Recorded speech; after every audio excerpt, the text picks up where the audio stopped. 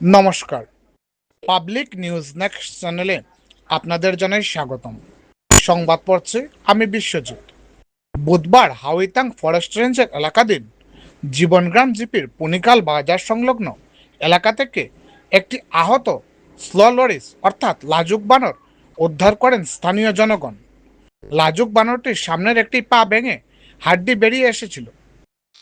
এদিন স্থানীয় যুবক যাদব রায় সহ অন্যান্যরা লাজুক বানরটিকে বিষ্ণুপুর ফরেস্ট বিট কার্যালয়ের বনকর্মীদের হাতে তুলে দিয়ে এটি চিকিৎসা করানোর দাবি জানান। বানরটিকে দেখতে এদিন প্রচুর জনগণের ভিড় জমে যায় পুনিকাল বাজারে। ঘটনাটি দেখতে থাকুন পাবলিক নিউজ নেক্সট চ্যানেলের ক্যামেরায়। ধন্যবাদ। কোনো জাম গাছও বুয়াত আসলো আমরা দেখলাম কিতা একটা জিনিস বুয়াত পরে বেশি বালা করে ছাইয়া দেখলাম যে এটা তো একটা বান্দরের মতো লাগে। তারপরে আমরা দেখলাম দেখে পরে দুইজনে মিলিয়া ওটার গাছ থেকে লামাইয়া দেখি তার ফাও একটা জখম।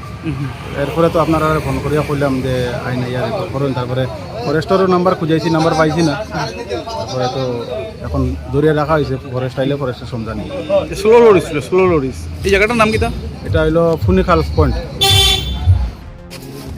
এটা খামর মারলো একবার আমারে খাইনি তা আরো জানতে না এটা খাইলাই ফরেস্ট দিল নাম্বার আছে না ফোন করিলো কোনি বাকি পাড়ি দাও না এই বাপরে দে না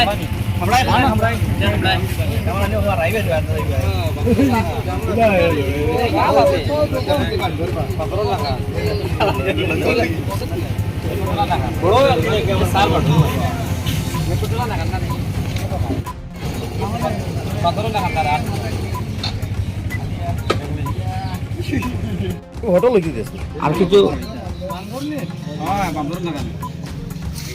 লই যাও দিও দা ও বাদ ও বেরো এলে না গাছ উঠে যেগুলো না